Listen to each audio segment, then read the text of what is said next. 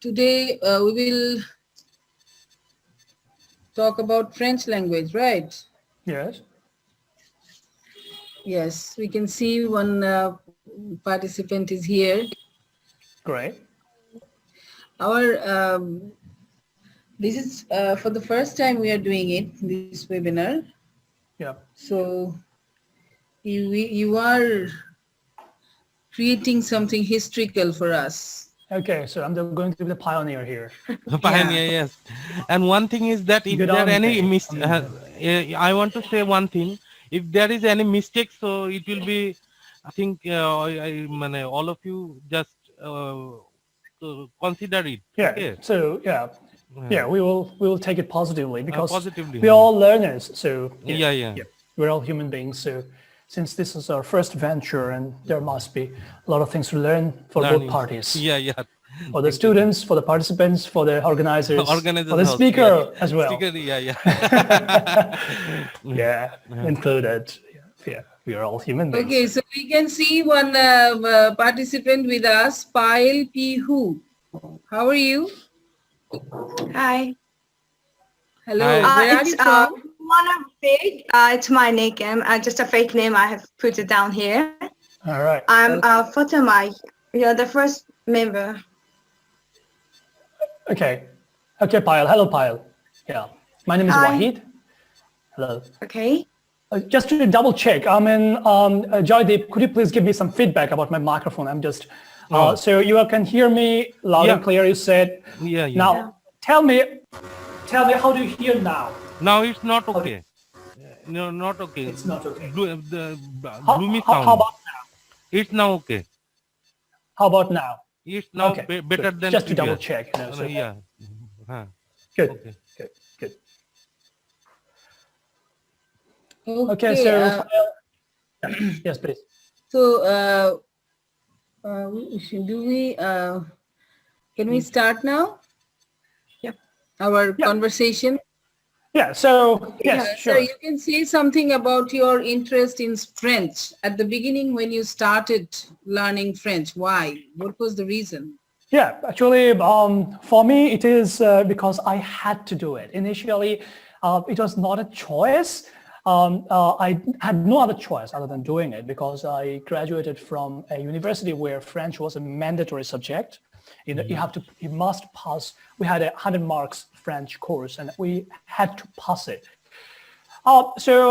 We had French classes in our university itself.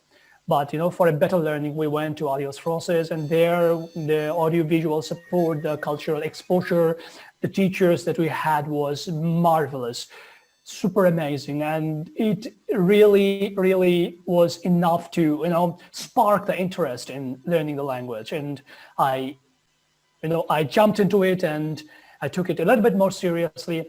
And then after doing my diplomas from there and, from my university study, plus my university study, I applied for an interpreter job in the United Nations, in Ivory Coast mission. And they picked me. And, so I worked there for 3 years. Ivory Coast is a francophone country. They speak French because Ivory Coast had been a French colony for a long time. So their official language is French, and all the books and curriculum, everything is written in French style, not only just the language, the culture, French mindset, kind of, I can say, that is developed there. The curriculum they follow is a French curriculum, more or less. Yeah, French national curriculum, more or less, primary, secondary, and, and advanced studies as well. So so I used to work there as an interpreter. My job was my interest initially it was if I have to talk about interest. Initially it was just I did it because I had to do it, but gradually it changed. Is it a university course?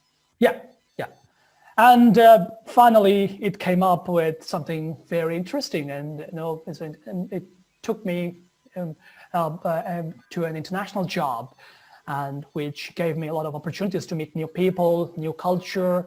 UN is an international organization. It's the largest NGO in the world, most powerful authority, I can say. Considering being a third world country, I can say that that's a very powerful organization, and the people working there.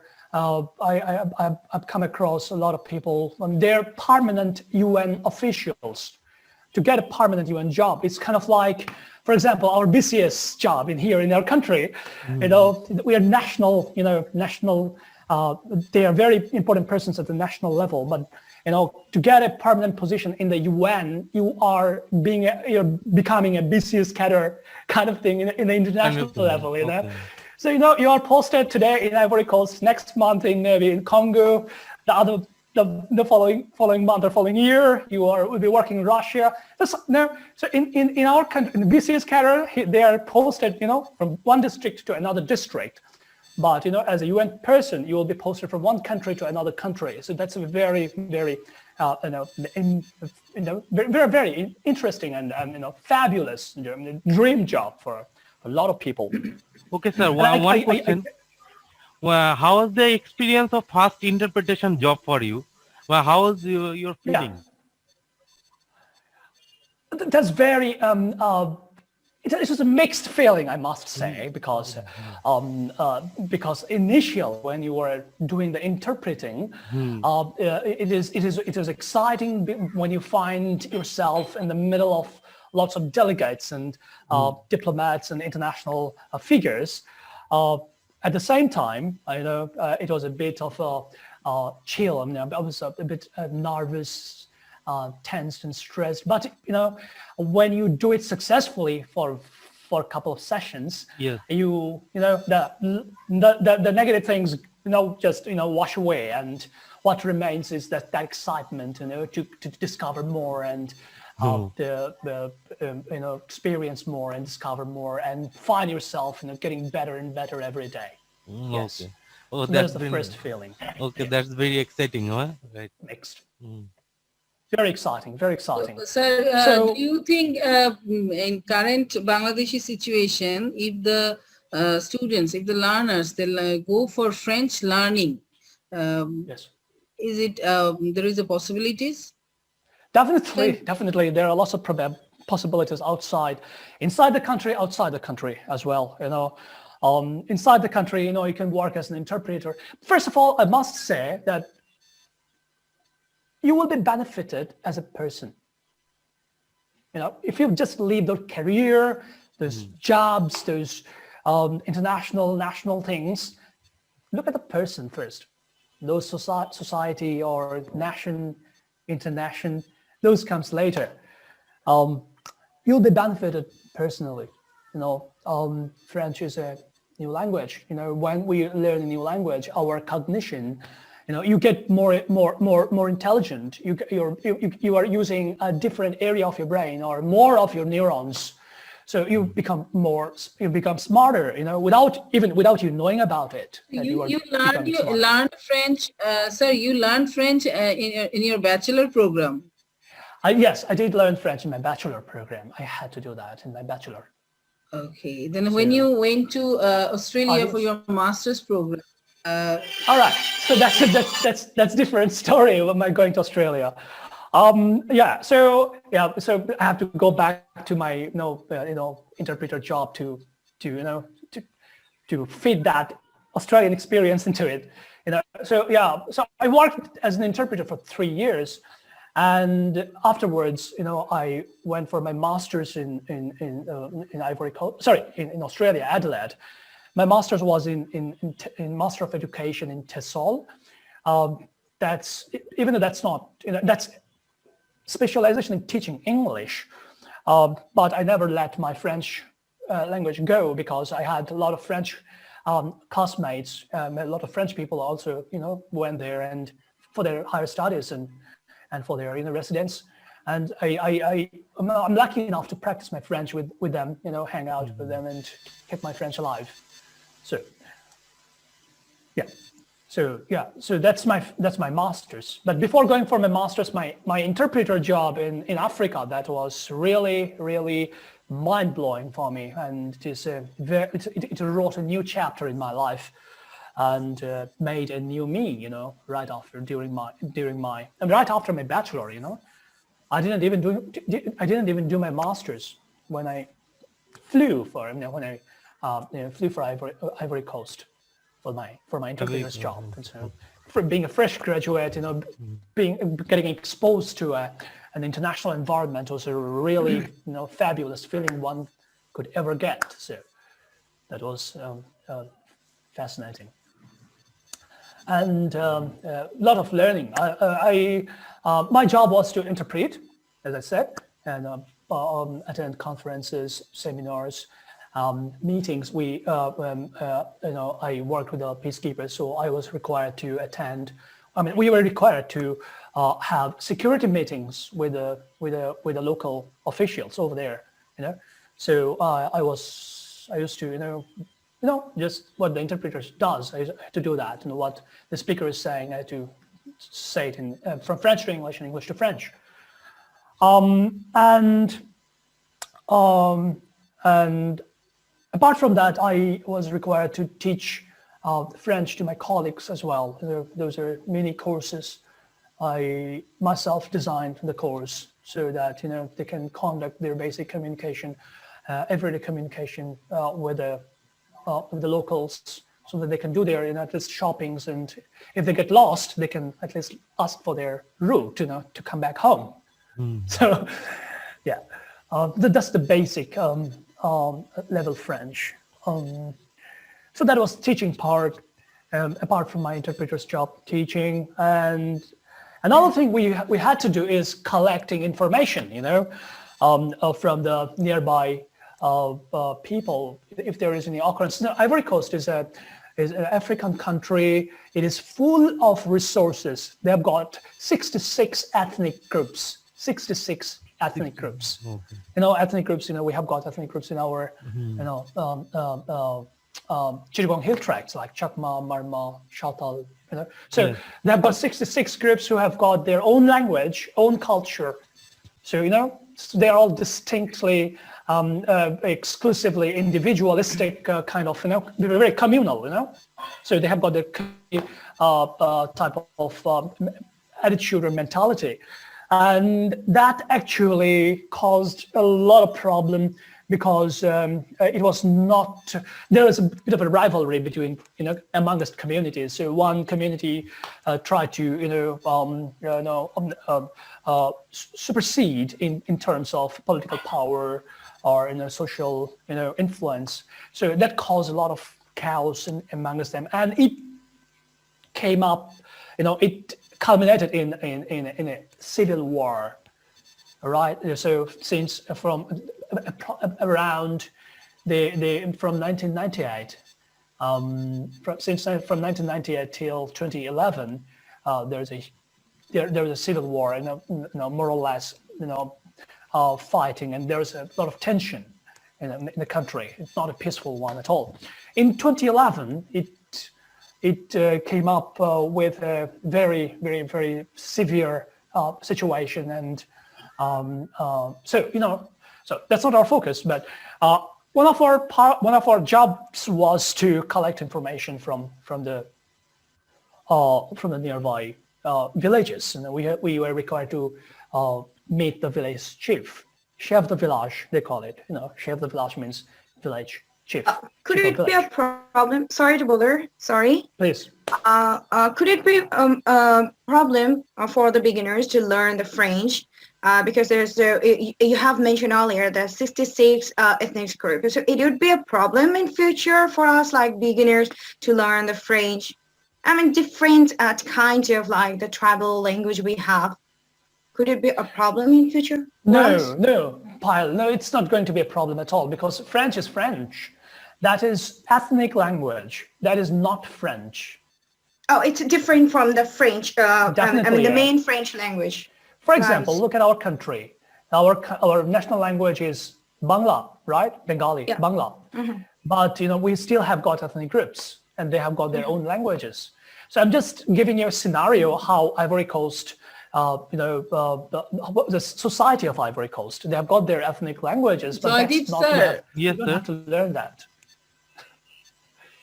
Yes, So, ma'am. some people are saying that they are trying to enter, but you are not accepting them. Ma'am, I have already opened the invitation. Anyone can can enter. Anyone can join. Yes. Okay. I'm not admitting personally. So, Yeah. Okay. Auto. Auto. Auto. Very good. right. Okay. So it's sir. Let's say something about today's presentation. What we are Okay, going so to. yeah, we are going to actually, I will just talk about. I'm not exclusively a French person. I'm not exclusively into French. I'm into languages. So I'll talk about languages in general first, as a human being, how we are able to master any language in the world. So then I will narrow down my focus into why French at this particular stage of the world. Then some prospects of learning French, some opportunities that French can open up for us, and then that's it. Then after that, after my role, it's Monsieur Madam's role to play. I'll try to show you the course outline and if possible. Yeah. Okay. Yeah. So for today, you're going to talk about the linguistic part or psychological part, right? Yeah, actually, when it comes to language, it by default psychology, comes in. For example, I'm talking to you. Whatever I'm saying, where does it come from? Where does it your come brain. from? Yeah, okay, my brain, right? Yeah, so my brain. Who is feeding my brain? Of course, I have some Many thoughts, kind of my sounds. thoughts. Yeah, my mind. Mind. Yes. Sign. Yeah. So mind. Yeah, sound. Actually, yeah, Jordi, thank you so much for that. So yeah, my mind. So definitely, whenever I talk about language, any speech, think of any speech you have, and think of any sentence that you have told to anybody today. Think of any sentence. I'm participating this The meeting. sentence. I'm participating this Yeah, meeting. think of it. Any sentence. Yeah. Yeah. Good. Thank you. So if you backtrack, I'm participating in this meeting. If you backtrack this sentence, and you will see that it is coming up from a concept or thought, isn't it? Yeah. So that's what you need for a language, and we all have that. We all have that capacity to think, right? Yeah. So the most important content of language is thought, and we all have it. We all are able to think, right? So that means that we have got the most important component for using any language, for producing any language. So that's what I will try to talk about a little bit. Then I will move to French, and then so. And I'll definitely try to share the screen with you. Yeah. So. Okay. Sir, you can start your presentation now. This So is can the you time please for disable? I can see that the share screen is disabled for me. Would you please? Visible. Yeah, No, it's enable. Share screen. Share screen. Oh, okay. I can see this. Host disabled, participant screen sharing. Advanced sharing. All participant. Okay. Okay. Yep, perfect. It's done. Perfect, right? Okay, now it's on the way. Yeah, it is on the way now. I'm getting the options at least. Can you see my screen, people? Yes. Yes. Cool.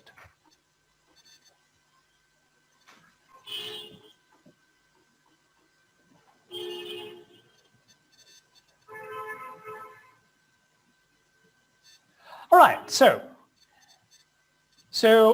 could you please tell me what does it mean? What does it mean to know a language, for example? Can you see my screen, everybody? Yeah. Yes. Yes, good. So please, what's your idea? For example, if I say that I know Bangla, or maybe I know a bit of English, for example. So what does it mean I can to know talk a in language? English. We can talk in English, right? Right. So we can speak. So speaking is in there. So what else? What We can write. we can write. Very good. We I can What understand. else? Understand. Yeah, we can comprehend. Comprehend. So we can, yeah. so whenever, so we can comprehend, comprehend, we can comprehend, we understand. Yeah, someone said that we can read. Yeah. So, yeah. So, yeah, comprehend, for example, comprehension means whenever we listen to it, we comprehend, right? Can you see the screen I'm writing on? Can you see that Word file I'm writing on? Yes, yes. Yes. Very good. Okay. Good. Yes. I can see. So, we can speak, we can write, we can comprehend, we can listen, and we can read. Yeah, we can read. What else? What type of knowledge do you think for speaking, for example, what do we need? Or for reading, for example, what do we need?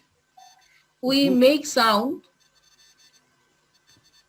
So pronunciation. We can pronounce the words of that language. So pronounce the word of that language. We have to accustom with the sound. So, Accustom. yeah. So pronunciation is in there. Pronunciation. Okay, we have to accustom to that. So you have to know for understanding as well as for pronunciation. Yep. Yeah. What else do you think? What are the other things that I have to say that I know the language? Need vocabulary and the structure of the language or grammar. Excellent, sir. Vocabulary. And what else have you said, sir? Vocabulary and? Sorry, I couldn't. Okay, you said the myself. sentence. You said sentence structure, right? Structure or grammar of the language. Yeah, grammar, correct. Sentence structure and grammar. Yeah. What else do you think we need to have? We need to good in the secondary language, by which we would learn the first language. Okay, so you need to have some previous knowledge of the first language and second language. To master the second language. Previous knowledge. So it's again includes vocabulary, grammar, and pronunciation. All right, so thank you so much. So if you look at these ones, this is what we do, right? We do speaking or writing or comprehend or reading, all right? And for doing that, for doing all these four things above, we need to have all the following ones, right? Right? You're right. Yes. Isn't it? Yes, Pronunciation. I have to have pronunciation, knowledge of pronunciation, to speak and to listen. To speak. Yeah. If I do not have the knowledge of pronunciation, for example, I probably will not be able to listen and understand. Yeah, so speaking and listening for them, I need to have pronunciation.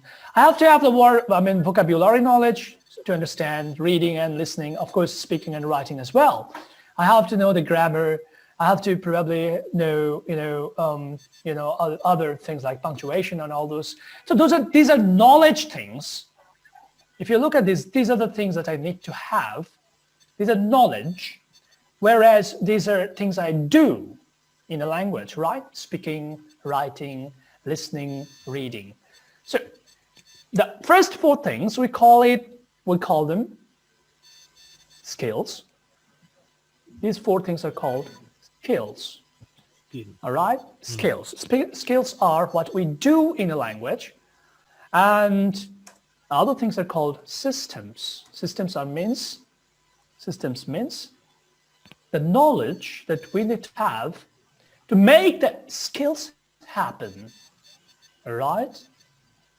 For us to make the skills happen, we must have the knowledge of systems. These are called language systems, the bottom ones, and these are called language skills. So any language that you want to master, that you want to master means we want to be skilled in these, and systems need to, we have to have this knowledge. Now, I have a question to you. Forget about French for a moment. Think about English, for example. Our students, for example, our students, those students who has passed their HSC, they have got more vocabulary, they have got more, they have got more grammatical knowledge than a 14-year-old native English speaker from America or Canada. But a native kid, a 15-year or 14-year-old kid is fluent in English. But our HSC pass student from our country who has got more grammatical knowledge or more vocabulary knowledge, he's not able to sometimes, he cannot speak much, right? Yeah. Or he cannot write much. Okay, so or maybe he's not able to understand when he listens to things. So if you look at these skills and systems, there has to be a balance. Whatever language you learn, there has to be a balance in language skills and language systems. Now, what's our purpose? Our purpose is skills or systems? Purpose is a skill. Important Excellent. skill. Thank you, Jad. Thank you, Jadev. Our purpose is to make these skills happen. That's the purpose of language, right? Right? Yeah. What's the purpose of language? Communication. So for us to communicate, I have to be able to speak, write, and listen, read. But to make these skills happen, I need the systems. But if you look at our for example, English teaching or English mastery of our kids, so they're very good in systems, but so far as the skills are concerned, they are far behind, right? Right? So there's a bit of an imbalance, in our country's, educational, the way our kids are being educated in language. Their systems are very loaded, but whereas their skills are very light, So that's what the imbalance happens. And if we look at, so this is language systems versus skills. We need to, whatever language we learn, we must, if we're thinking of learning French, we have to keep in mind that there should be a harmonious balance of my language systems and language skills. French skills and French systems. So French systems means French grammar, French vocabulary, French pronunciation, whatever you learn, conjugations. So you have to be very aware that you are, you're not just learning them, you are also using them in the skills you are learning. But I'd like to ask you to take a look on the screen for 10 seconds.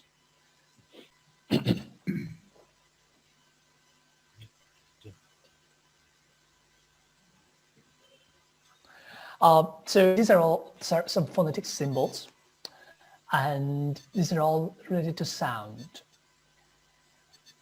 All right.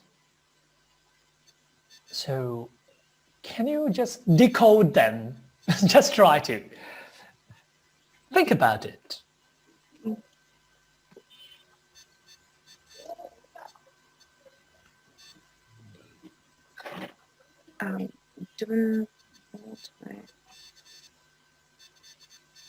The same, but Not. first line is animal. Animals. Yeah, First yeah, line. yeah, is- great, sir. Yeah, great. Feed, animals, yeah. So, Third line there is sunlight. sunlight, excellent, sir. Excellent, man. So if just to make it even simpler, look at that, this one.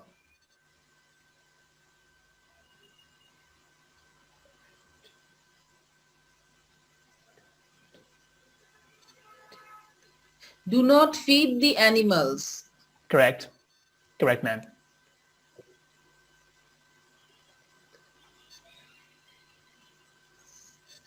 All right, Clear so, of the door. yeah, clear of the doors, stand clear of the doors. Excellent, sir, excellent. Yeah, so, yeah, so So the first slide, same thing.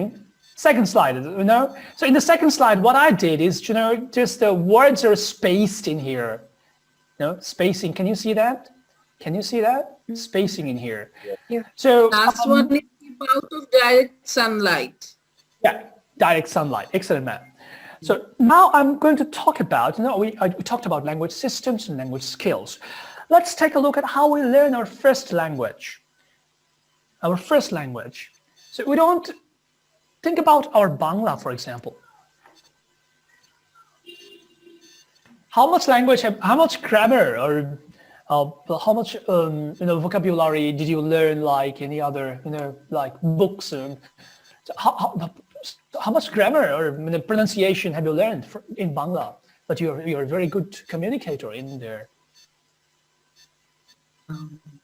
We didn't count that.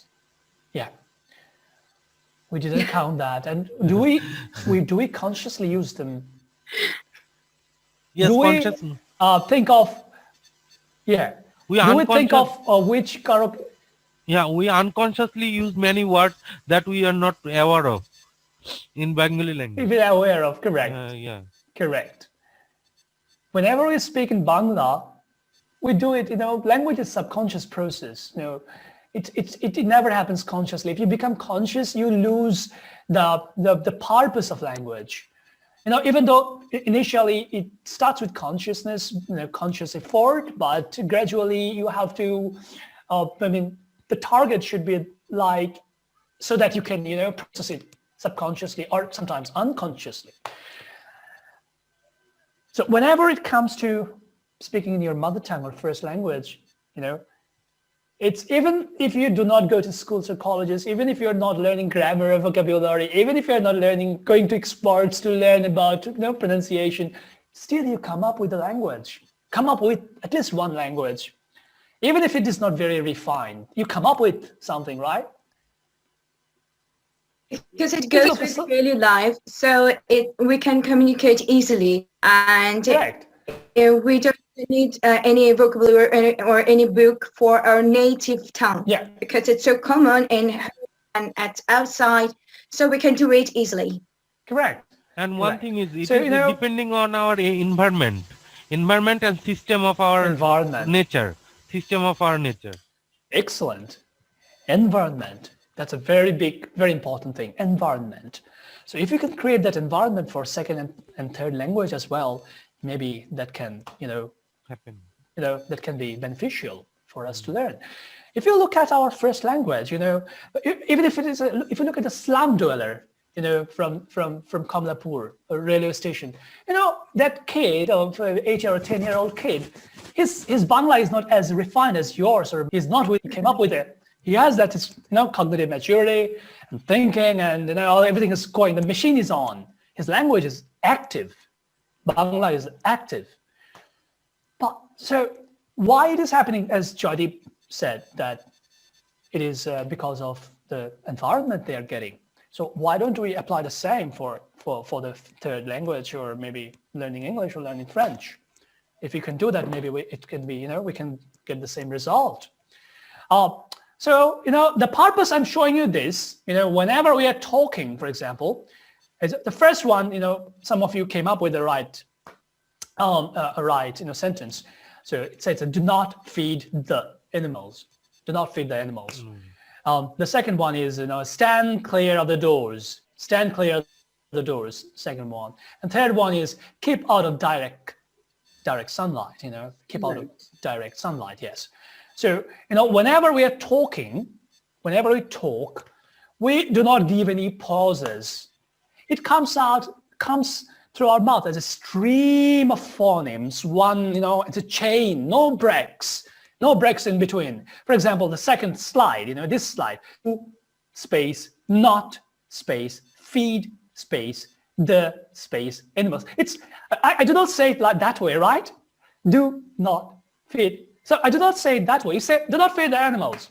So, that's how it comes, isn't it? Isn't it? Yeah. Yeah. So, so our mind has got that ability to locate that this is one word, this is another word, this is another word, this is another word. But whenever we're saying it, we don't maintain any spacing over here, but we do maintain some rhythms. That's different, but no spacing in here. It is like stream of sounds, sound and one sound coming after another, and then another sound coming after another sound coming after another.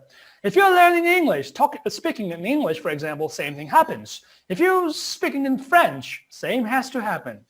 The stream of sounds, uninterrupted sounds should come, one after another. If it is interrupted, we say that, he's not very fluent, or he or she is not very fluent. But, if you want to ensure your fluency, you must make sure that, one sound is coming with another sound hand in hand, So, how does this actually work? Take a look at this. In our brain, there are language centers in our brain. Our brain is not like other animals. It's very interesting, We are the only species on the planet who can speak. We are the only species on the planet who has language. No other animal on the universe has it. But when they make sound, if we say they are talking to each other, that's not their language? That's not language. That is vocalization. They can vocalize noise. They can vocalize sound. They just communicate with each other by making noise. One kind of movement or something, but no language or any vocal sounds or words coming from their mouths. It's never possible. Yeah, the language requires the cognitive maturity, cognitive fitness, mental, ability, the mental ability, cognitive ability, or complex writing. I'll talk about writing later. I'm just talking about at this moment just language. By language, Sounds. I mean sound, speech, speech, for example. Yeah. So actually writing is not, that's a written form of language, but language is in here. For example, somebody who has never been to school, never been to college, never learned how to read, never learned how to write, but still he has language. He can speak, right? Right? So we have to accept that he has language. So that's the thing I'm just trying to focus on at this moment. You can, writing and reading, able to read and able to write comes far later. So, so other animals can vocalize noise, vocalize sound, which is just a reflex of the neurological system. For example, if you hit me in here, I just do it. Yeah. I mean, involuntarily, I cannot just help it doing If I, this is hot water and I'm just hot tea. If I put my finger in there, it's too hard. Yeah. So how does that happen? This just reflex of the nervous system. This is never language. That helps my language processing, but that's not language. Animals just have that reflex. They'll just vocalize sound. If you hit a dog, it will bark. Just a reflex of the muscle. Have you got me? Have you got me? That is not language. Yeah. Language requires lots of cognitive, ability and psychological processing, which other animals do not have. So what happens is, Broca's area. Can you see that this bluish part in our brain? This area. Yeah, it's in temporal side. Yeah, temporal. Correct. So frontal, very close to frontal lobe. Yeah, it's temporal. Yeah. Okay, so this is called Broca's area, and at the just a little behind, you can see that that orange shade. It's called Wernicke's area. This orange is responsible for our language comprehension. So this is the area. Whenever we listen to something, this is the area that that makes us to understand something. But this bluish area is the area that is responsible for language production. For example, I'm talking at this moment, so this is the area I'm using. Okay, But for yourself, those who are listening to me, so you are understanding me, this is the area you are using whenever you were listening to me, okay? So, so this is Wernicke's area, Broca's area. So it's very easy to find if you just, cover your earlobe. Can you see me, by the way? Yes. Yes. Yeah. So if you just cover your earlobe like this, this area between your little finger and ring finger will be your Broca's area, and the next area, between your middle finger and ring finger will be your Wernicke's area. Okay, it's very easy to find. Wernicke's area, yes, which is responsible for language comprehension. So I've been talking about phoneme production. Okay, so have you got any questions so far? Have you got any questions so far? The both is usually actually needed for language comprehension, or this is separate function? Separate. Broca's areas and They have got separate, sir. Oh, okay. Yes, Broca's area is for language production only, and Wernicke's area is for language comprehension only. Comprehension only. Okay. If somebody's you will see that sometimes. You will see that sometimes whenever people has a stroke, whenever people has a stroke means brain damage, right? Bleeding in the brain. So if somebody's brain is damaged, bleeding in the brain happens. If somebody's Wernicke's area is damaged, he or she will have difficulty understanding language. Okay, but he shouldn't have any difficulty producing it.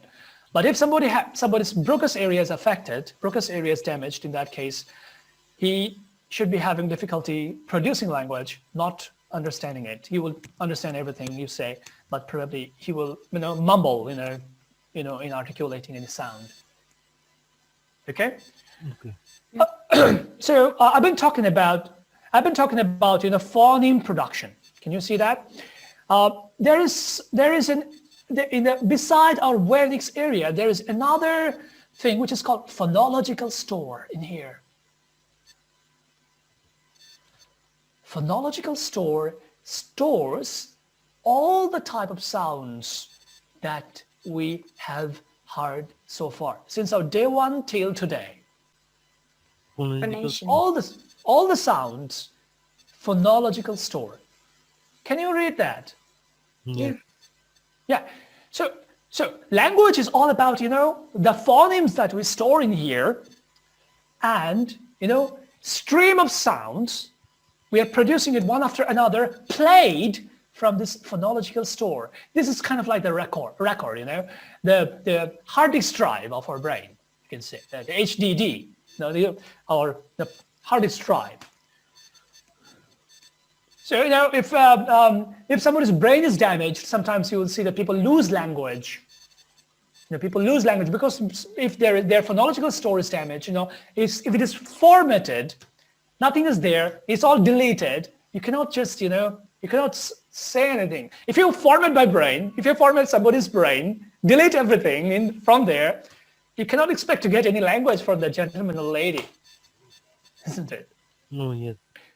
Isn't it? Yeah. So if we are thinking of learning a new language, if we are thinking of learning French, for example,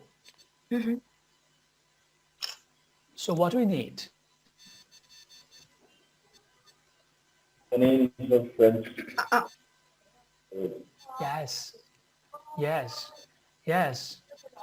All we need is the French sounds. Exactly, the phonological store. Yeah, in our phonological store, in our phonological store, so that you can play from there, right? Yeah. Right? It is not words, it is sounds. Each and every sound. The way I've shown you like this, do not feed the animals. These are all sounds, joined with each other as a chain, coming as a stream without an interruption. So has to happen with French, all right? The way it happens with our mother tongue, Bengali, the way it happens with English, for example, and so has to happen with French as well. Now, the interesting part is, French language doesn't have much of a new sound that we will have to master. All right. Let me. Sorry, Yeah. could yeah, I have the Tyler. previous line, please? I've just missed that. Previous. Which one? This one? The previous line, I've just missed that. You have said the interesting part of learning a French Yeah. language. You have said Interesting part is French language doesn't have much of a new sound that you will have to master. Most of the sounds you already know, because there are lots of similarities between English and French. There are lots of similarities between English. So we can easily collaborate with French and English, right? Definitely, yes. Yeah. So English. There had been a lot of interaction between English and French.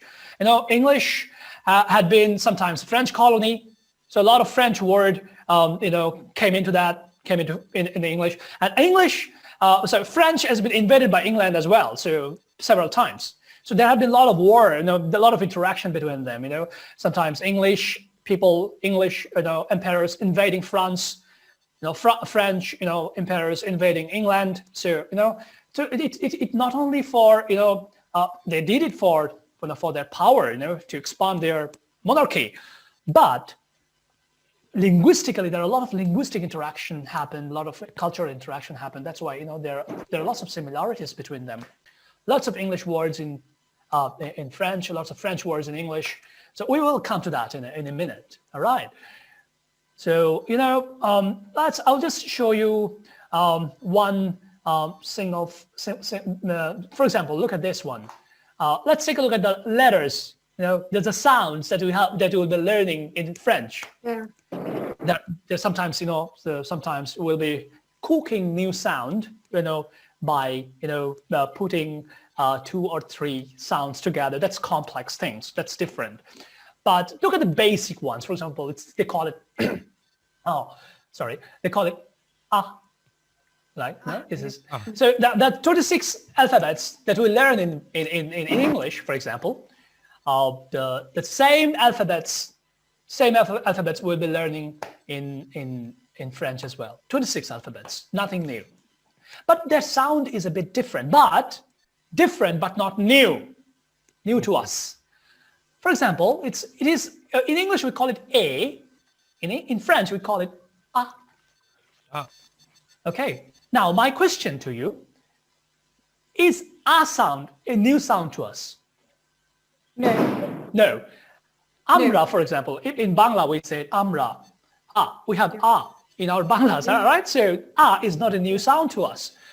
To keep it in our phonological store, it is already in our phonological store. Yeah. Which we can take help, which we can borrow from, right? Exactly. Right, Payal, right? Yeah. So, yeah. So, for example, this one, be, they call it be.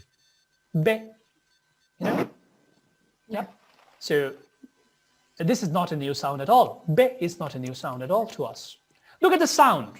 Don't worry about words. Don't worry about sentence structure. Those will come naturally. And how? I'll tell you today as far as I can, but you will see it in a class, live class. So this is be. The third one you can see, say, as you say in say. Say is not a new word at all, new sound at all. Say. De. It's not de. It's de. It's a do. Bangla do sound. De. So and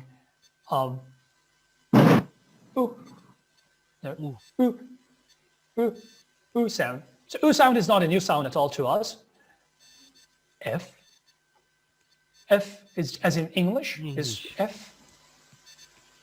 Yeah, just like in English. F. G is a G. It's not, for example, massage. Massage. Message or massage. J sound is not very, very new to us. It's not new, right? J sound. You don't have to remember them. Don't stress about it, okay? Do not try to remember anything from here. Just stay with the flow. Bear with me. That's enough. That's enough. I'm not here to teach you anything. I'm just showing you how easy it is to learn a new language like French. Because there are a lot of things in common. There are a lot of things that we already know of this language. Okay. This is a bit different. This is in English we call it H. Ash. Ash. Ash. Okay. Ash. Ash is not a new sound to us. We use ash in Bangla a lot of times, right? Ash. So we already have that in our phonological store. That's what I'm telling you. So this is E as in, E, not I. It's E sound in the jig. E sound. E is not a new sound at all. Yes. E. It's G.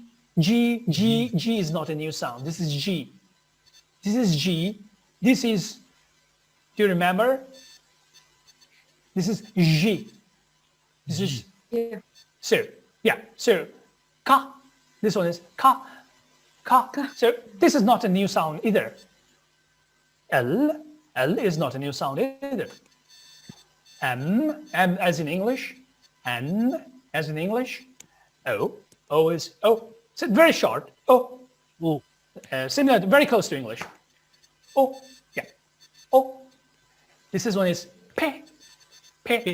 Not a new one. P. We have P in our phonological store already. We have it from English. We have it from Bangla. A lot of P sound.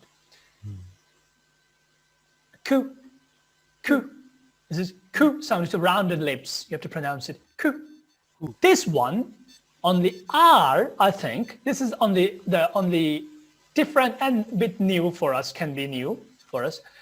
We pronounce it like, for example, it's a gargling sound. For example, if you say France, France, this is, for example, let me write it in here. Paris. If you say Paris, Paris, Paris, for example, they call it Paris. They do not pronounce in French Paris. Yeah, we do not pronounce the last consonant, final consonant in French. So so this R will be pronounced like, okay, Paris, Paris, Paris, Paris or France. For example, if I write France, so France, F and F, France. So that's how French people call France. They call it France. I'm going to France. Je vais à France. I'm going to France. Je vais à France. France, they call it. Je vais à Paris. J'habite à Paris means I live in Paris. They don't call Paris. They call Paris. Paris. Oui, j'habite à Paris. So this is not a French class again. Do not you don't have to memorize or everything what I'm saying. I'm just trying to show how easy it is. R is this R is the only sound, I think, in my opinion, which we are not very familiar with. Other than this R sound, all the other sounds are very, very, very common to us, either in Bangla or in English. For Bengali speakers, it is even easier because Bangla sound, we have got 49 alphabets.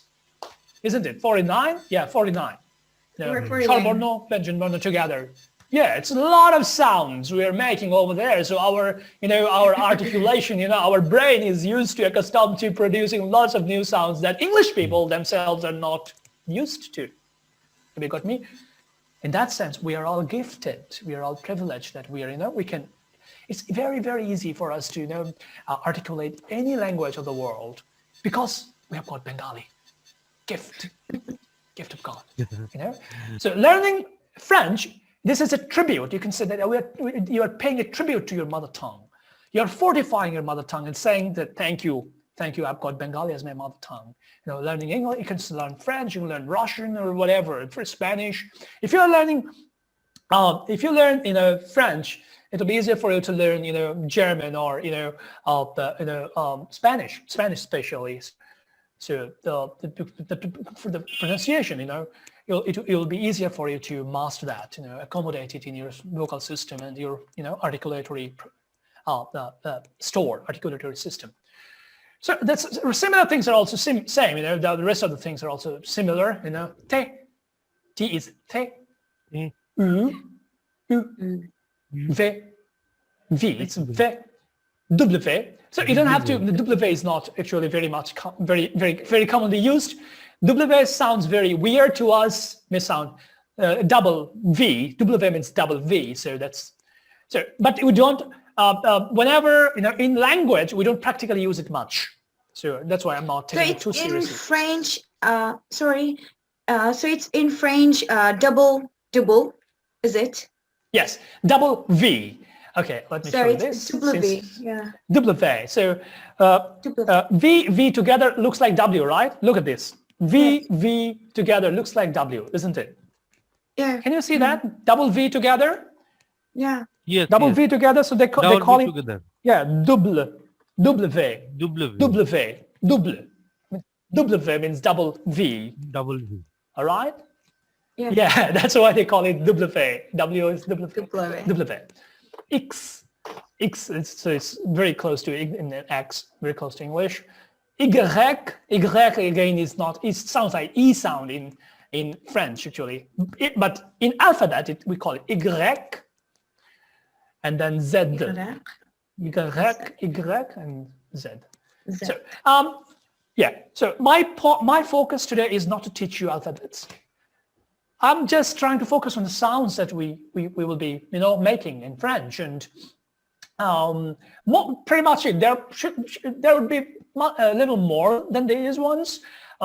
Some complex, these are simple sounds. But from these simple sounds, we can make, if we put two simple sounds together, we can make new complex sound.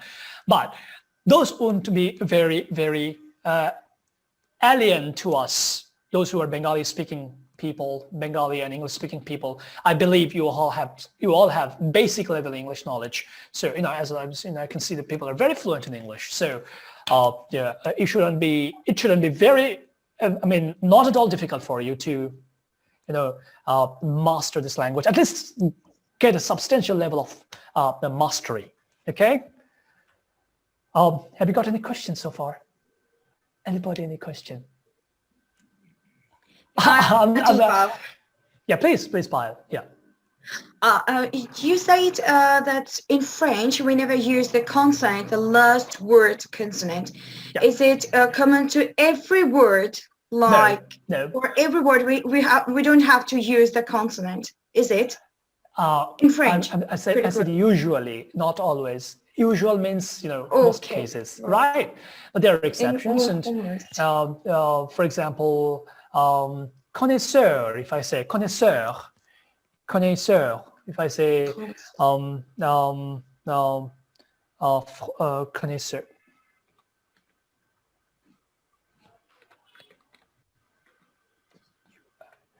We call it connaisseur, right? This R is to be pronounced.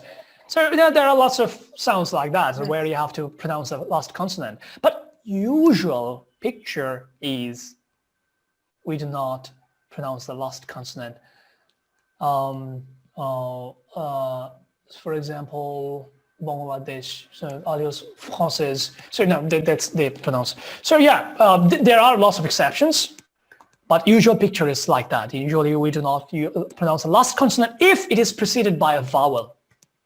For example, Paris, this S is not pronounced because it has been preceded by a vowel before. Preceded by a vowel.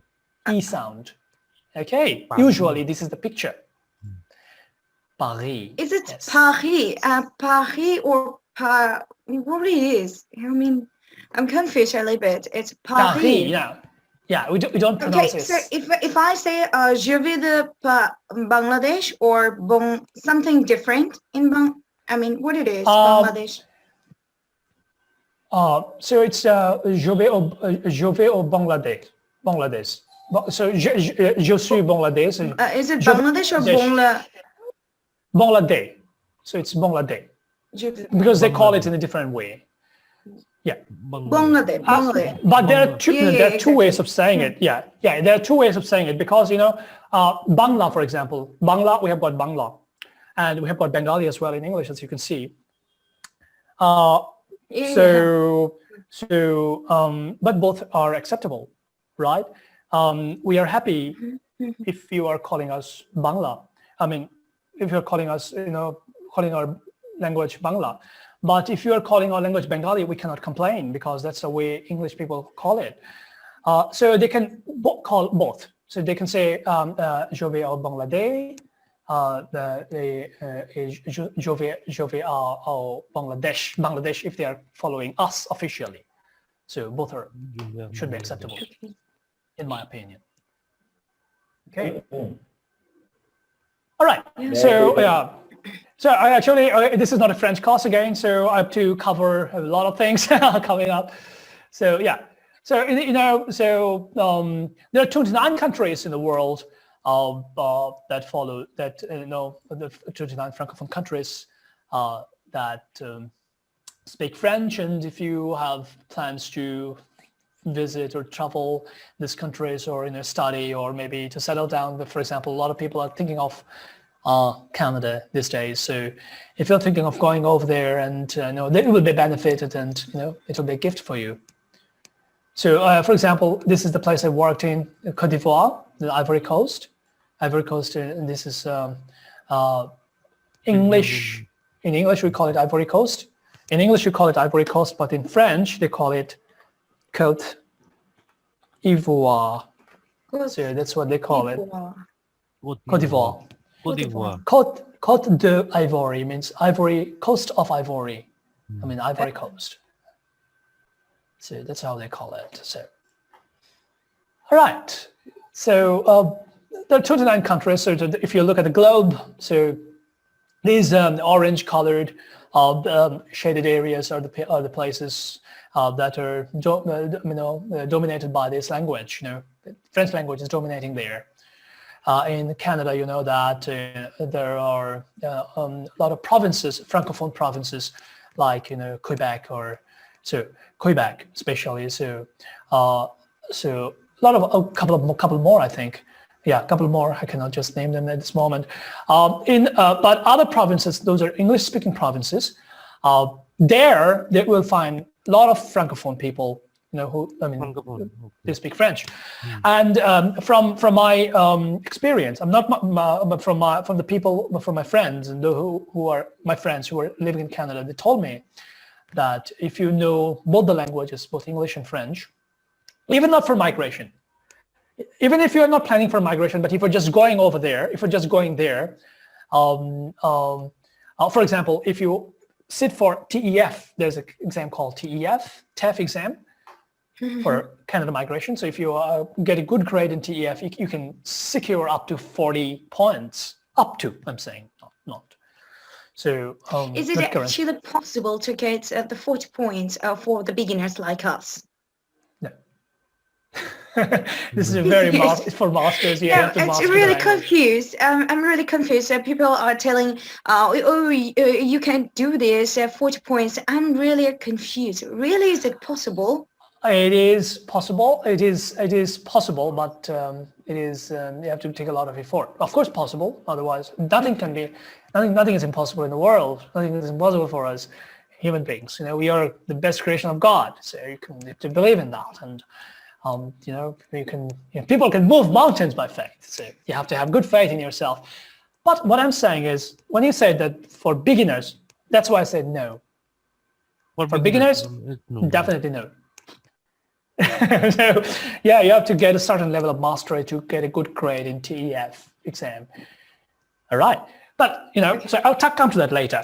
If you are not even sitting for TEF exam, you can still qualify for French migration. If you get a good grade, good score in IELTS, and you have got good working experience, the 3-4 years or 5 years working experience, who can stop you? Who can stop you? So. You can migrate without French as well. But if you have French, you can get extra points. That's what I'm saying. But, even if you're not thinking of, so if you've got IELTS, very good score in IELTS, got 5 years working experience, you are, in the points, you are very high, a lot of points in your application. You're not sitting for TEF exam. That's fine. But still, you should learn at least some conversational level of French. Why? Because Canadian environment is like this, that Most people speak both the languages over there. If you have, if you just know one language, if you just know English over there, your job possibilities will be 50%, less than that gentleman or lady who knows both the languages. Have you got me? Yeah. The gentleman or lady who knows both English and French, his job prospects will be double your possibilities. Have you got Because me? their second language is French for this reason, right? Their parliamentary language. French is also their parliament language. You know, everything has to be conducted in both the languages. If you know both the languages, you know, you should know both the languages if you're traveling French or migrating to French. At least, you know, conversational level of mastery. Okay. Even if you're not using it for your migration, even if you're not sitting for TEF, still you should have, you know, at least A1, A2 level of French so that you can, you know, conduct, you know, basic communication with in Canadian society. All right, you know. Okay. So that's what I wanted to say, that at least, you know, even if you're not planning for TEF, still you should give it a go if you're planning for any Francophone country thing. Even if you're not going overseas, or even if you're not thinking of migrating to a Francophone country, I would suggest that still you can think of learning a third language. You know Bengali, you know English. You can start learning French as a third language, because it will, as I said at the very beginning, it will expand your cognitive horizon, thinking ability, and there are cultural, you know, mindset. You know, culturally you will be very rich than other people. You know, French is. I'll talk about it in a minute. I will just touch TEF before I wrap up. So I've been talking about the similarities between English and French, right? Yes. So we have seen that there are not much of new phonemes, new sounds in French, you know, that we have to master. Only one or two, like or y. Y is the e sound. So this sound is in my opinion is the only new sound that you have to store in your grab in your phonological store. Look at this vocabulary, for example. There are, you know, almost 27%. Almost, let me write it down for you so that, you know, almost 27% sounds, 27% words are similar in English and French. Okay. Have you got me? And 50% of English word comes from French origin. 50% of English words, almost 50% of English word comes from French origin. They have, you know, taken a new shape at this moment, but their origin is in French language. You know, England was attacked by, you know, if you have studied English literature, you know, Norman conquest, you know. So it's happened in 11th century. So Norman conquest, we call it William the First. So Norman conquest, after Norman conquest, you know, so that's French people conquering England, you know, invading England. So after that they ruled the England territory for a long time, UK territory I should say, for a long time, and then afterwards there had been, you know, back and forth, you know, sometimes, you know, English people invading France, French people invading England. So that's back and forth, kind of like push and back and push, something like that happened for the next 300 years, you know, from 11th century to 14th century. So, you know, and which ended in, you know, with the 100 Years' War. If you know about, you know, a little bit of British history. So, yeah. So that's what it is. So there have been a lot of things in common between English and French. So I'll just show you some words that are very common that you know, like, you know, aviation, for example. This is English, you call it aviation, which comes from French word aviation. You know, aviation. Ballet dance. You know, it's in an English word, but it comes from French. It's also the same sound, ballet. Bon voyage is, in English you use it, same bon voyage in French. Bureau, for example. anti-corruption bureau. In English it's called bureau, but it comes from the French word bureau. This R is sound. Bureau. So, yeah. For example, connoisseur. Yeah. It must sound a bit weird to you, but don't worry about it at all. The moment you start, after a couple of sessions, it will be very cheesecake easy for you to master and pronounce these words. Very interesting. The moment you see that you are progressing in a new language, like initially it looks like it's totally alien. It's not alien at all. Not alien at all. But you cannot know that until you start. It's very easy. For example, connoisseur in French, you call it connoisseur. It's a connoisseur of food, but in French you call it connaisseur. Connaisseur. It's a similar sound. Déjà vu, it's also in the English word and French word the same thing. Eau de toilette is eau de toilette. So in English it's a different type of sound, but in French you call it, pronounce it eau de toilette. What is the mark is there in déjà vu? Mark there. So there's some accents here. Yeah. Déjà. Yeah. So I will talk about it in some other sessions because we are not ready yet. Mentally to take it. So to talk about accents, we need one whole class. There are a couple of different types of accents in French. So, for example, fiancé. So it's fiancé. It comes from French word. Heritage comes from French word héritage. So it's héritage. Homage comes from French word homage. Same homage. Homage. Same spelling, but a different type of pronunciation difference. So hotel comes from hotel. So, yeah, hotel. It comes from hotel. It's same as with restaurant as well. So restaurant comes from restaurant. Restaurant. So it's so don't worry about it much. Rich comes from riche. Ridicule comes from ridicule. Sabotage comes from sabotage. Salad comes from salad. So there are lots of you'll find plenty of them in English and French, common in both the languages. So the technique in English comes from technique. Television, télévision. So there are a lot of things like valid comes from the word valid in French. Valid. So so we'll have elaborate discussion sometime later because time is running out. I cannot just talk about each and every word that has 27% word similar. So I cannot. There's lots of words. 27% word. Liaison. 27% almost. So you can. So I will just take a look at how TAFE. Have you got any questions so far? Now I do have the same question about the marking and different direction upon the word. Like why this marking are used in French? I don't know why, but you said you will tell it later.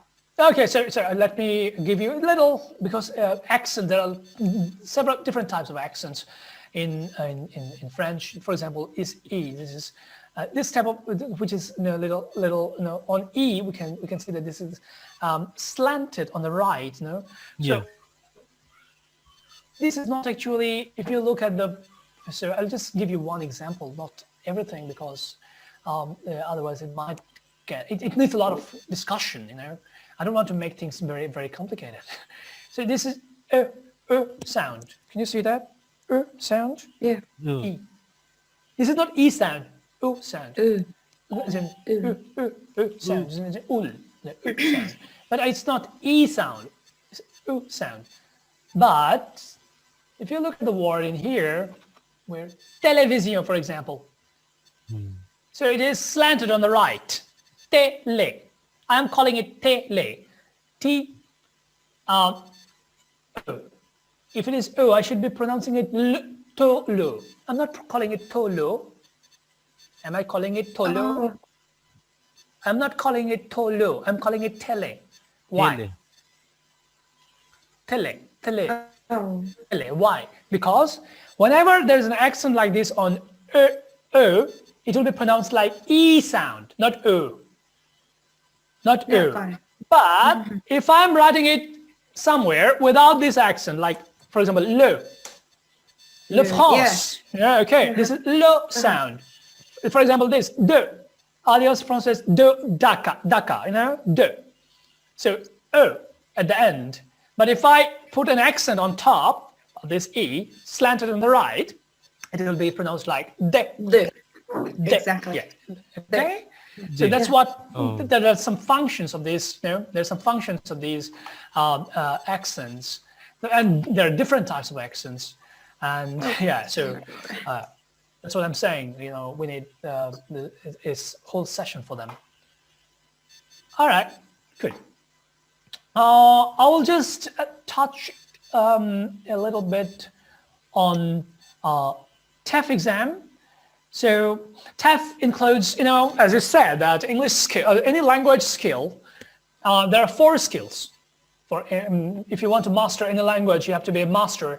You have to be able to use it in 4 different types of skills. You know, do you remember that all the 4 skills? Reading, Yeah, it's writing, reading, writing, and speaking, listening. Excellent. So reading, writing, speaking, and listening. So that's the same thing that happens with TEF exam as well. So I'm just going to show you the sample question paper for TEF. You know, that's the format of the question of TEF exam. TEF stands for Test d'évaluation de français. Test d'évaluation de français means French evaluation test. No, they will test your evaluation in French. So that's what it is. So this is comprehension d'écrit, means so they will be testing your reading ability. So this is reading test. So let's take a look at that. So there are 4 sections. Can you see that? Section A. Can you see my screen? Yeah. Everybody? Yes. Yeah. Yeah, good. So, yes. So there are 4 sections in section A, section B, section C, and section D. Section A is made up of 10 questions.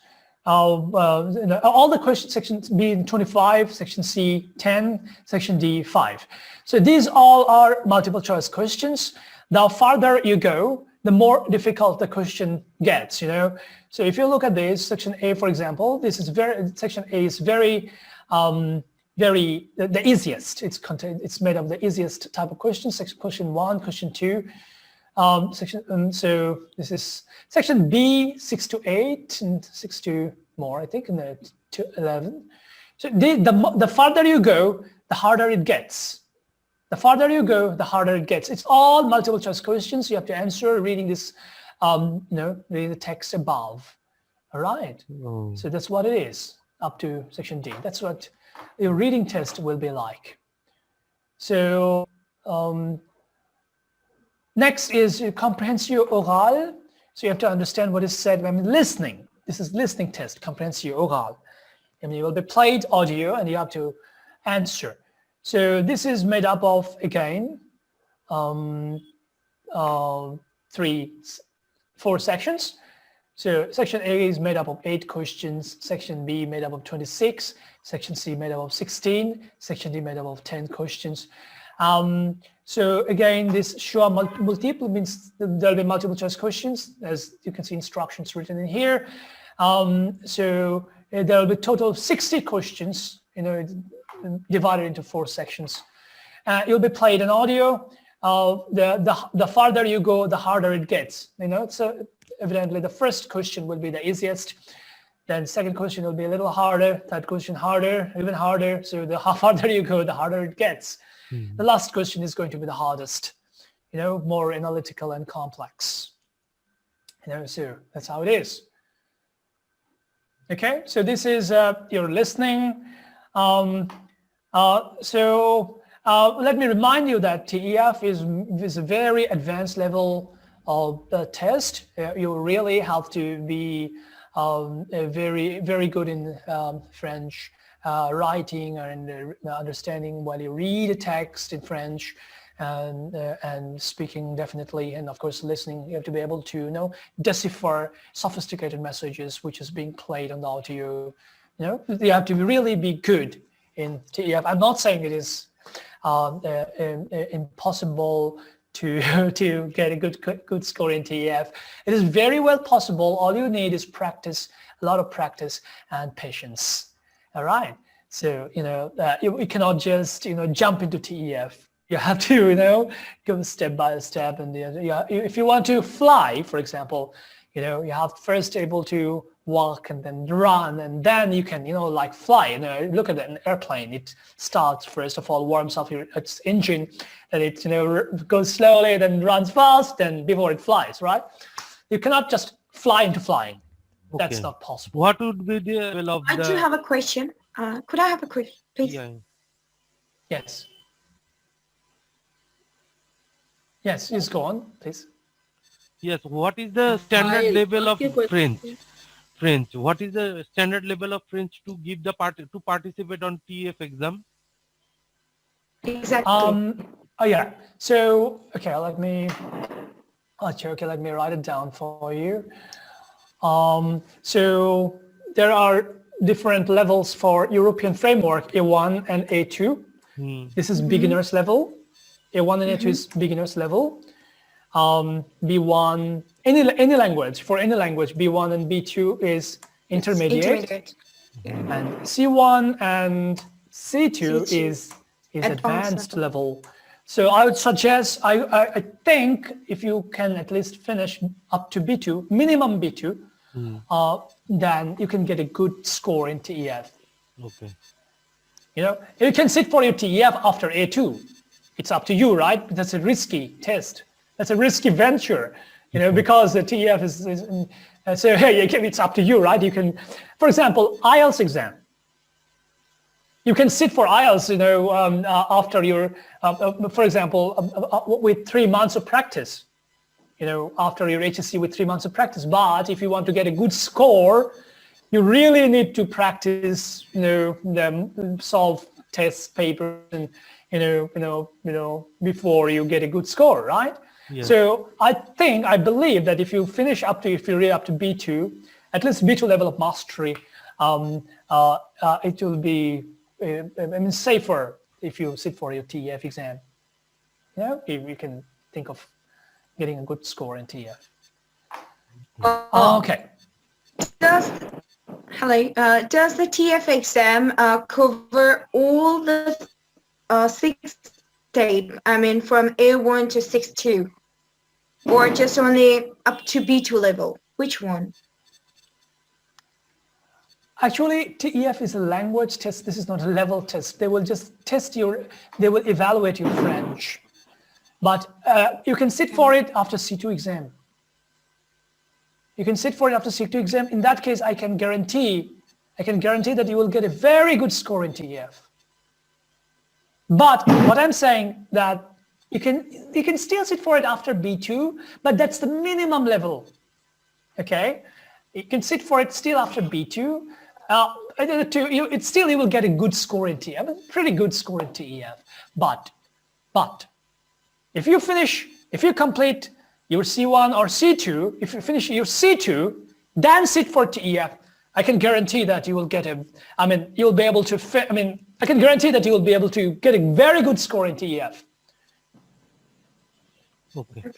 Okay, that's just, when I said that you can sit for it after B2, yeah, I said you may sit for it after B2. When I said that, that means B2 is the minimum level to sit for it. After B2, you will get pretty satisfactory level of grade to get a good to be evaluated by your migration embassy for for your migration. Yeah, that's what I think. But if you are finishing C1 and C2, that's even better.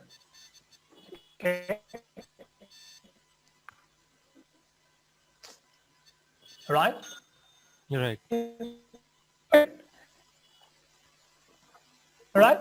So let's move on to the next. So this is the section one, two activities, section A and section B, 15 minutes test. So you'll be given the 5 minutes in the section A. So there you'll be given an announcement where just a piece of paper maybe, where you will be required to talk to the play role, talk to the examiner about that, ask for more information. For example, you see a piece of paper where you can see that there's a position available, or you are looking for an apartment, and there's a vacancy in the apartment available. So you will need to ask for more information, right? So you'll be asking for more information, and you will be asking, and your examiner will be replying. And you have to ask more questions based upon what your examiner is, replying. That's how it is. The first part. The second part is 10 minutes, which is again another announcement or where you will be required to argument. So you'll be required to convince your examiner. Your examiner is your partner over there. You have to convince. Yeah. So you have to convince your examiner for something that, for example, for a point of view or for an opinion. So, they have to put logic and put valid reasons, arguments after arguments, and convincing arguments to bring your examiner in your line.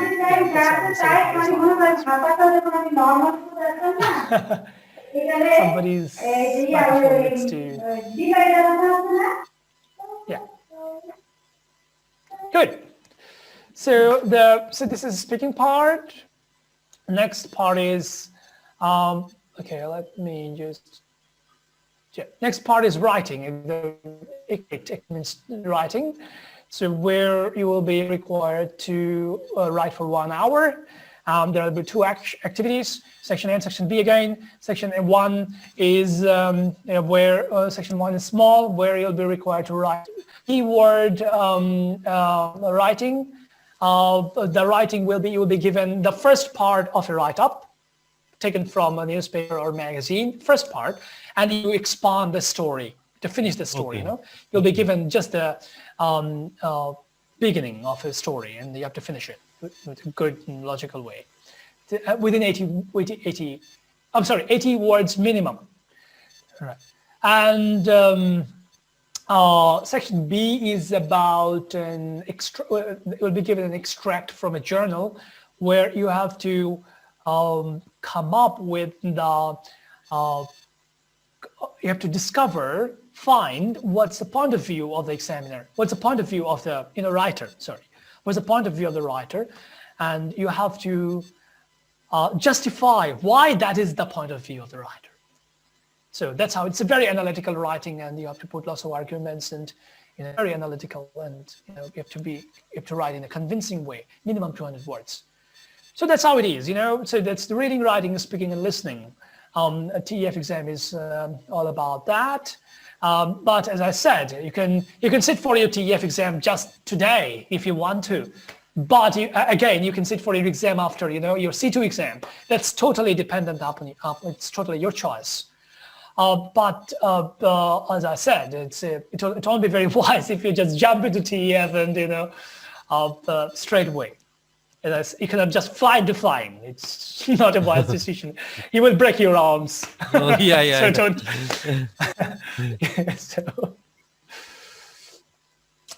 So again, if you're not even thinking of flying overseas or going to Canada, still you should learn the language. Why? Let me tell you something. So I will just finish in 2 minutes with just this example. There's a tribe in Colombia. There's a tribe in Brazil, Pirahã, Brazil, in tribe. They they cannot count. I mean, they can count only 3 numbers. 1, 2, and many. 1, 2, and many. If you show them, how many fingers do you see here? They'll say 1 finger. How many fingers do you see here? 2 fingers. 2 fingers. Yeah. Yeah. How many fingers do you see in here?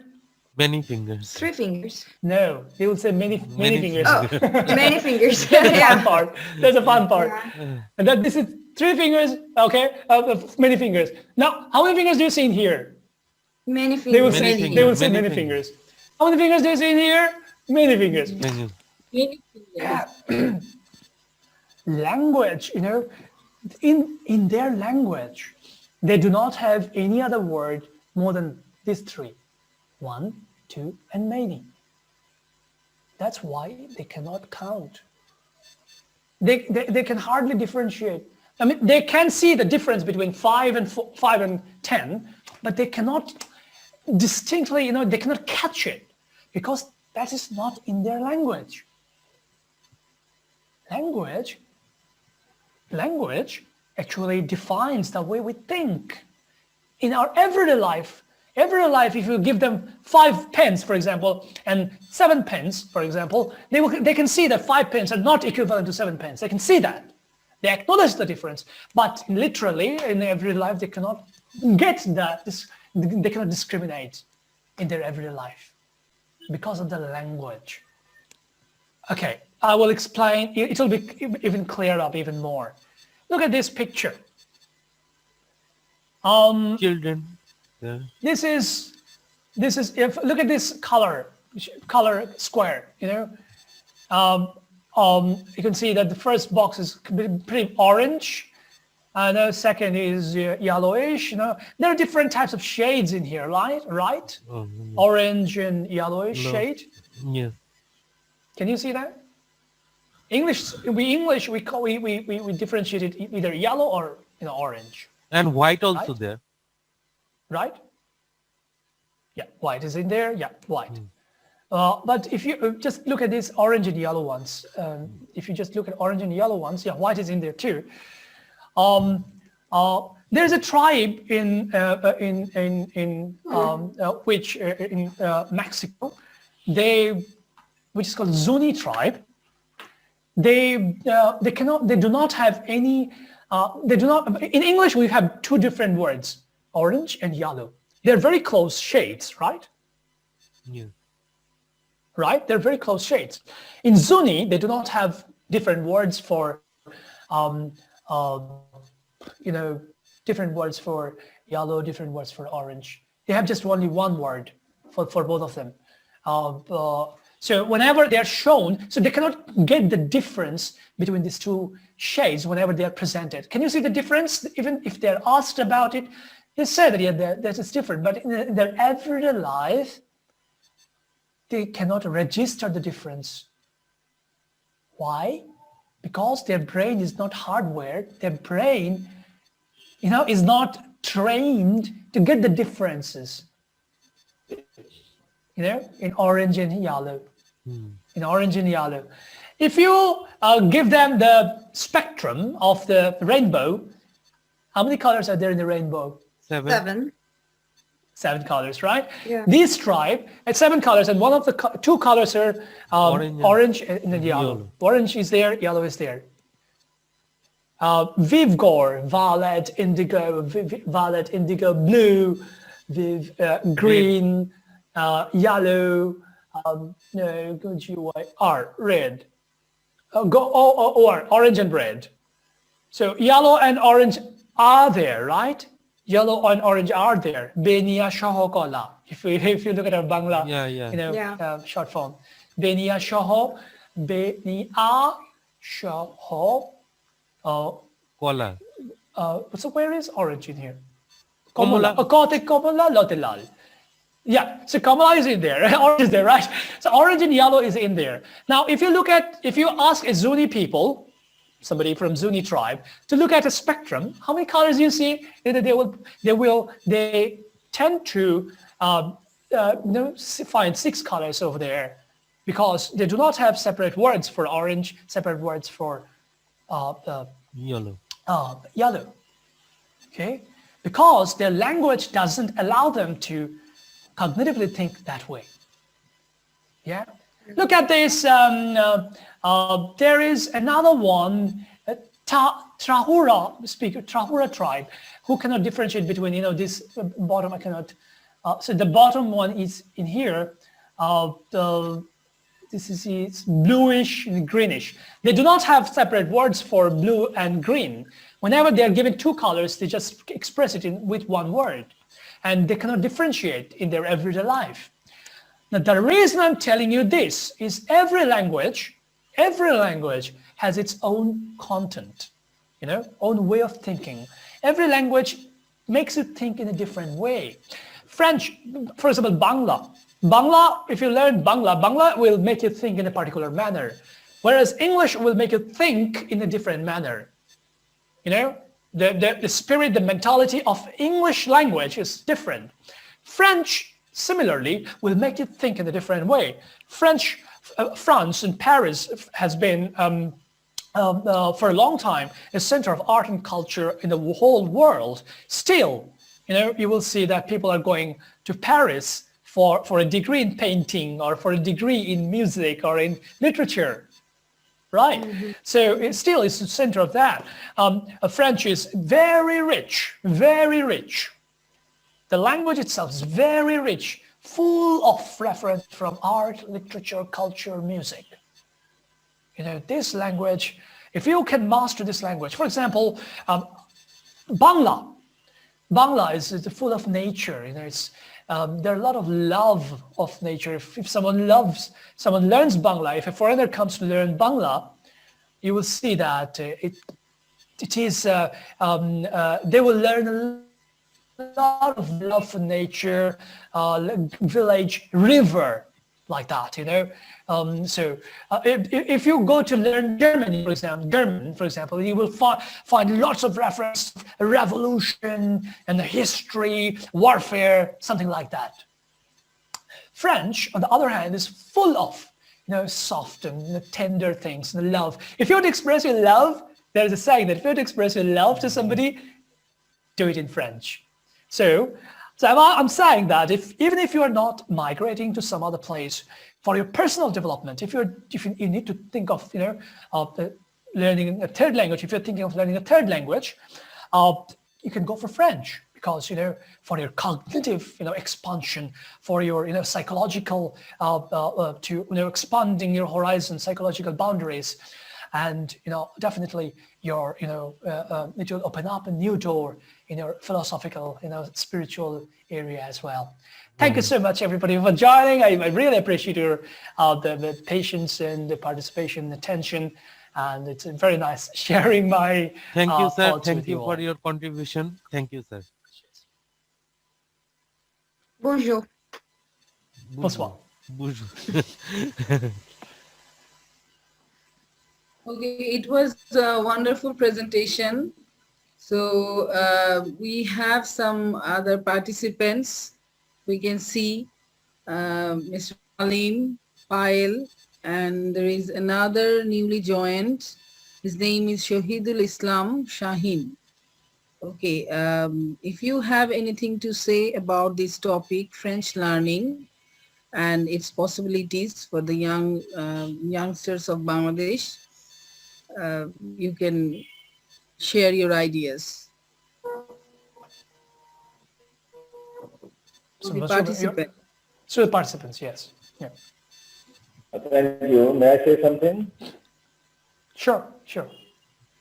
The presentation was very nice. Thank you. I enjoyed it personally.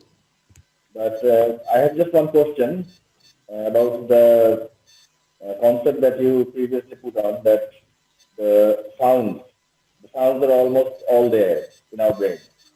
And as a result of that, the storage of sounds, a new language won't be difficult to learn. Well, it's been very long. I don't know how long since I last even attempted to learn a language, so I'm now no expert. You are the expert here. Not questioning your concept, but just a question arising in my mind that I think it's more than the storage of the sounds, but rather how we are putting it out. That's the difficulty there. Yeah. What sounds will come after what next? That's the difficulty. So true. How are you going to address that? I think there's no shortcut to that. We have to go through the traditional learning process there. Correct. That's why Thank you so much for sharing your thoughts, Mr. Alim. I really appreciate that you pointed it out. I talked about sounds, and then the sounds must be produced in a sequential, particular manner. And for example, we talked about our first language acquisition. We acquire our first language for fluency and subconscious processes of producing a language, using a language. Participants, somebody was saying that it's because of the environment that you're exposed to. We get those sounds. That's why we don't have to even go to college or university or even in schools to master that. I'm thinking, it's possible actually. If we can, plunge our learners into a new language environment where they will be given lots of inputs. They were given that environment. That's why I put more emphasis on listening rather than just reading or writing. Writing comes a lot later. Right. So if we can plunge our learners in an environment where they are getting a lot of input from the environment, if we can create the environment, for example, the classroom can be created that way. If we can create that environment, that sequential phonemes or sounds will be grasped subconsciously by their brain, automatically, without them even knowing about it, rather than just learning conventional way of, grammatical rules and regulations or word meanings. Yes. Thank you for sharing your thoughts, Mr. Alim. Okay, I have one question. For little children, how it would be benefited to learn French language? Little child. Yes. So for a little child, I would say, I'm sorry, I can't see myself in here.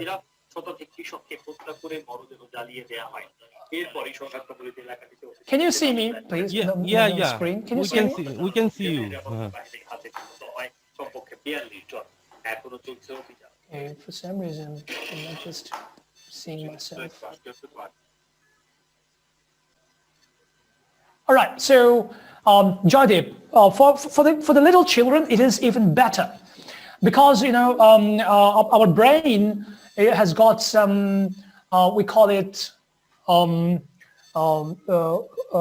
critical period hypothesis, right? Neuroplasticity. Neuroplasticity means the flexibility of the brain. Our brain is the most neuroplastic till our adolescence. I mean, it is usually from 0 years to 13 years. So if you want to learn a language as if you are like a native speaker, if you want to master a language like a native speaker, you need to expose yourself to that language environment within this period, 0 years to 13 years. We call it critical period.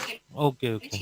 13 years. This critical, because during this period, 0 to 13 years, this is called, because at this period, our brain is the most neuroplastic, the most flexible. As we age, as we grow older, we tend to lose this flexibility. So the kids are the best learners. Oh, thank you. For new language. Okay, thank you, sir. The kids are the best language learners.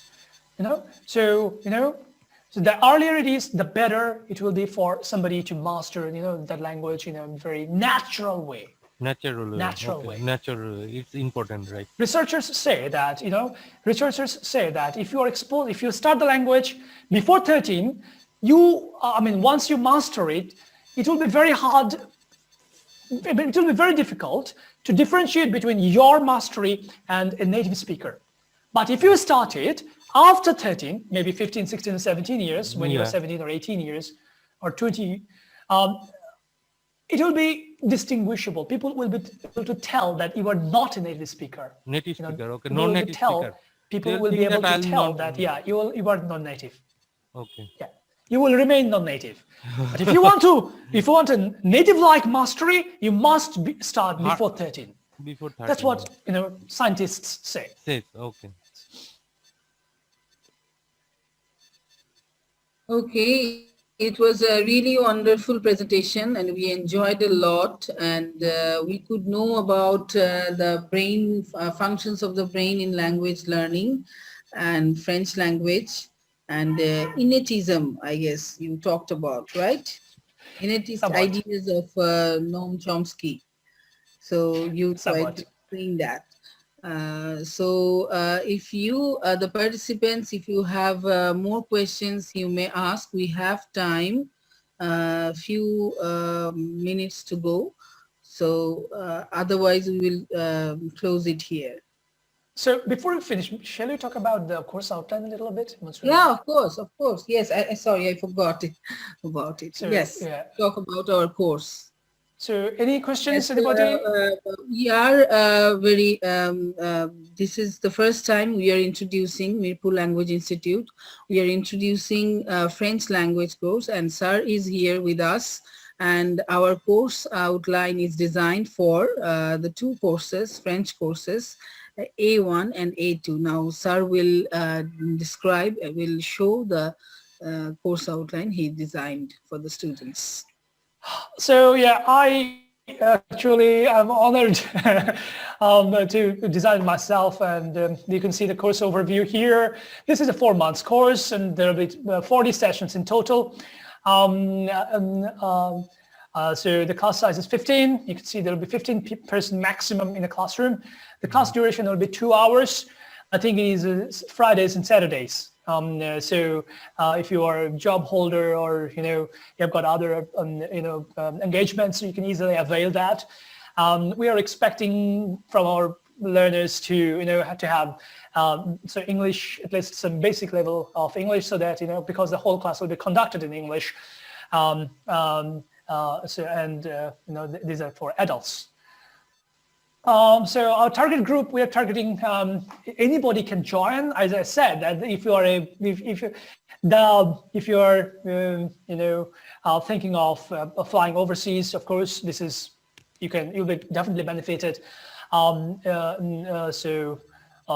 If you are student, of course, you can expand your horizon, as I mentioned already.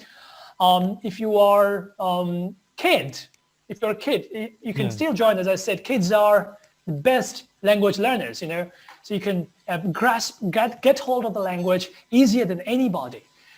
So this is actually designed for 2 levels, DELF A1 and DELF A2, by European framework of language evaluation.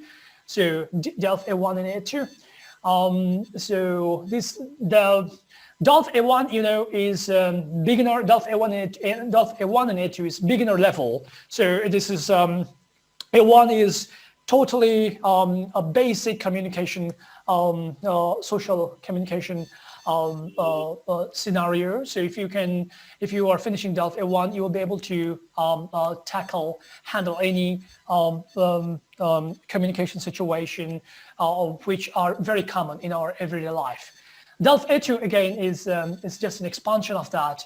It's a rigorous practice of DELF A2, more advanced grammatical and phonetical, intonational, conjugational practice. We will come to know about it if we once start in our classes.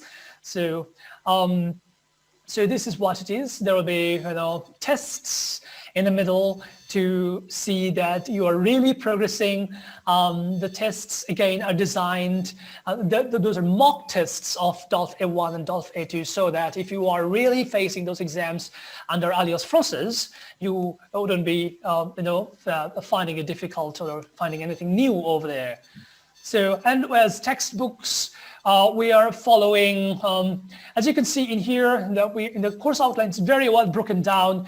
The first part, in every class, we will be conducting the topic, the content.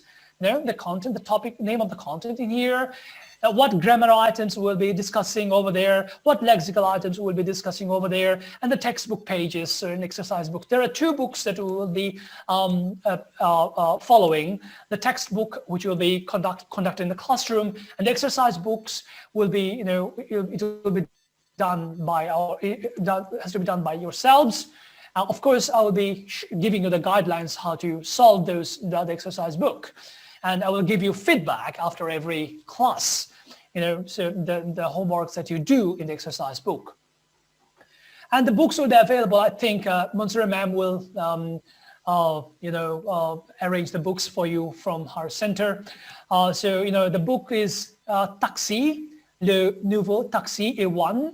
So, Le Nouveau Taxi A1 is from class 1 to class 20. So there are 40 classes, I told you. So Le Nouveau Taxi A1 is from class 1 to class 20. And from class 21 to class 40 will be Le Nouveau Taxi A2. Share the screen. Course outlines screen. Okay. That's what I've been missing.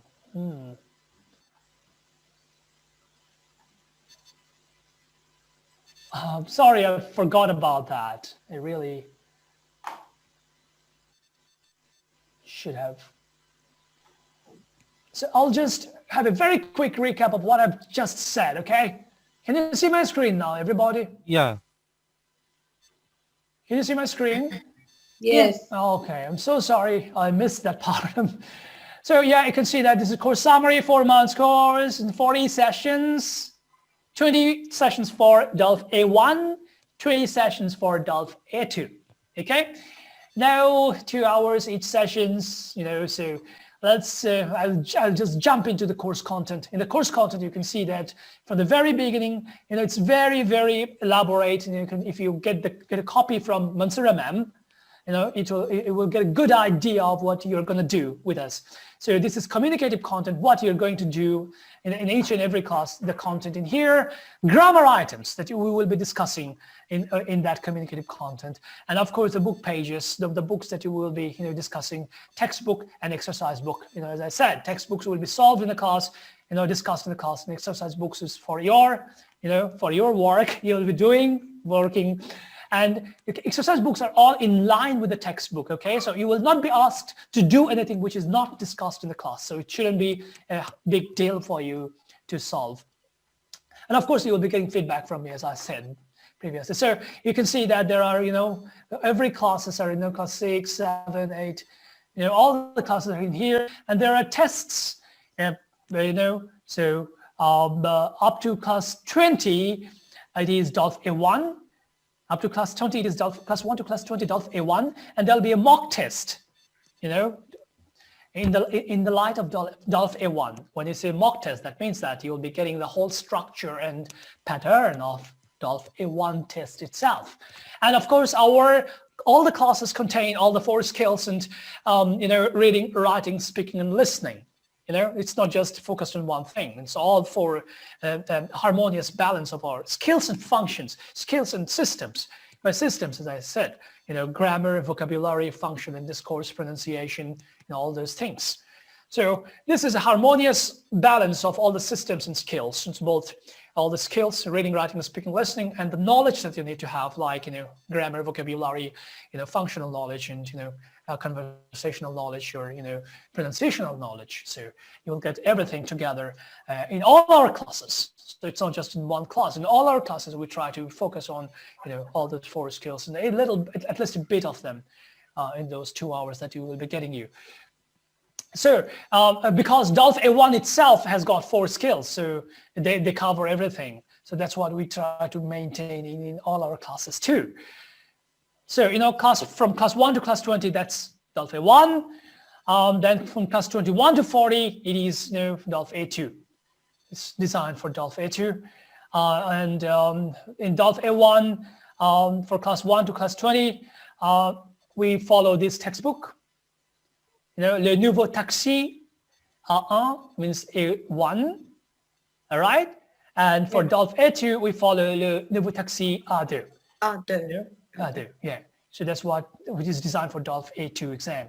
So yeah, that's what we'll be doing. And for exercise book, that's, it has got its designated exercise book, so that they will be getting 2 from Mansura ma'am, okay? And that's all I've got. Could we have the course outline? It would be very helpful for us. Yes, of course. We'll provide You need it. to get, yeah. First class, you will get it. Don't Okay, worry. thank you. Okay, thank you. These days, sir prepared. Sir took a lot of hardship. Then after that, it's in front of you. Thank you. You talked to me and I told you, give us some time. Remember? Yeah. So these works were So if done. you need the course outline, please contact Mansura ma'am about it. She can manage it for you. Okay. Merci. Merci. Yeah. Merci. Is that okay? I mean, did I pronounce okay? Yeah, Merci. absolutely. Merci. Thank you. Merci beaucoup. Yeah. Merci beaucoup. Merci beaucoup. Okay, so our today's webinar is almost finished. Time is running, and thank you for your presentation, and thanks the participants for to participate with us. Hopefully, we will do another webinar, and you will participate again. You will be with us. You will join again, and we will give you something fruitful. Thank you. Thank you, everybody. Thank you, everybody. Thank you. Thank you very Thank much you, for ma'am. joining. See you next time. Bye for now. Have a good night. Good night. Thank you.